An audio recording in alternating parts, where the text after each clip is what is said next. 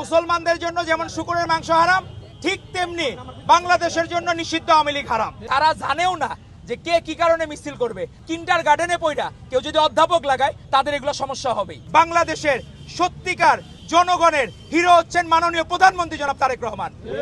Colour expert dark sap এবং mild on hands technology সমৃদ্ধ Orix advance detergent powder আপনার laundry expert.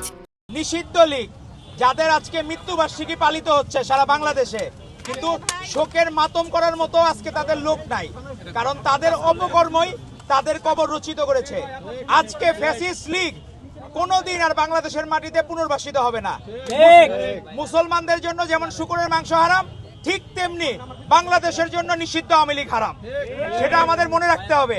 আজকে দেখলাম অনেকের মধ্যেই বিভিন্ন ধরনের ইন্টেনশন। আজকে দেখলাম যে আমাদের সাংবাদিক বন্ধুদের উপর যারা কষ্ট করে গতকাল রাত থেকে সারা বাংলাদেশের সকল জায়গায় সতর্ক অবস্থানে ছিল বলেই, সাধারণ জনগণ সতর্ক অবস্থানে ছিল এবং নেতৃবৃন্দ সতর্ক অবস্থানে ছিল বলেই আজকে আর লীগ কোথাও খুঁজে পাওয়া যায় নাই। আজকে ঢাকা শহরের বিভিন্ন জায়গায় ঘুরে আজকে তখন এই যে আপনাদের এই 32 নম্বরের সামনে আসলাম, তখন এইখানেও দেখলাম কোনো এদের ছিটে ফোটা নাই।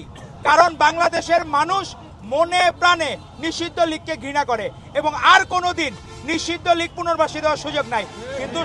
কিন্তু সমস্যা হইলো আরেক জায়গায়।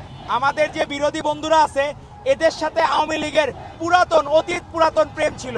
সেই 86 সালে যখন জাতীয় বেঈমান হিসাবে স্বীকৃত হয়েছিল এই আওয়ামী লীগ আর জামাত ইসলামী একসাথে ইলেকশনে গিয়েছিল, কিন্তু সেই দিন আমাদের আপসহীন দেশনেত্রী বেগম খালেদা জিয়া আপোষ করেন নাই। আপোষ করেছিল এই জামায়াত ইসলামী এবং নিষিদ্ধ আওয়ামী লীগ। আজকে তাদের সেই পুরাতন প্রেম আবার জাগ্রত হয়েছে। আজকে তারা সাংবাদিক বন্ধুদেরকে হামলা করছে নিষিদ্ধ লীগ ট্যাগ দিয়ে। আমরা এর তীব্র নিন্দা ও প্রতিবাদ জানাই, কারণ আমরা দেখলাম সাংবাদিক বন্ধুরা তারা প্রশ্ন করবেই, খুবই স্বাভাবিক বিষয়। আপনার ফ্যাসিজমের সময় কি ছিল? সাংবাদিক বন্ধুরা মন মতো প্রশ্ন করত। লীগের নেতারা, নিষিদ্ধ লীগের নেতারা যে প্রশ্ন পছন্দ করত সেই প্রশ্নই করত, তোষামোদি করত। আপনারা মনে রাখতে হবে, তোষামোদি সবসময় নিষিদ্ধ হাসিনা, ফ্যাসিস্ট হাসিনাকে জিজ্ঞেস করছিল না যে ওই যে রাজাকারের নাতিপুতিরা চাকরি পাবে কিনা। এই আপনি যদি তোষামোদি রাজনীতি পছন্দ করেন তাহলে কিন্তু ফ্যাসিস্ট লীগের মতো আপনাদেরও পতন হবে। আপনারা প্রত্যেকটা জায়গায় দেখবেন প্রশ্ন যদি বানায়া দেয় সাংবাদিক বন্ধুরা, তাহলে আপনি মজায় মজায় আপনি প্রশ্নের উত্তর দেবেন, মনে করবেন হিরো হয়ে গেছেন। সত্যিকারের হিরো ইলেকশনে 12ই ফেব্রুয়ারি বাংলাদেশের জনগণ বিচার করেছে, বিবেচনা করেছে। বাংলাদেশের সত্যিকার জনগণের হিরো হচ্ছেন মাননীয় প্রধানমন্ত্রী জনাব তারেক রহমান। এর বাইরে আর কোনো হিরো নাই। এখন অনেকে কপি করার চেষ্টা করে। আমরা দেখলাম সবার আগে বাংলাদেশ বাসের আদলে অনেক কিছু করার চেষ্টা করে। আপনারা ভালোটা নেন না কেন? সাংবাদিক বন্ধুদেরকে আমাদের মাননীয় প্রধানমন্ত্রী জনাব তারেক রহমান কিভাবে অ্যাপ্রিসিয়েট করেছেন, প্রত্যেকটা জায়গায় উনি কিভাবে সাংবাদিক বন্ধুদের বন্ধু হিসাবে, ভাই হিসাবে পাশে থাকেন।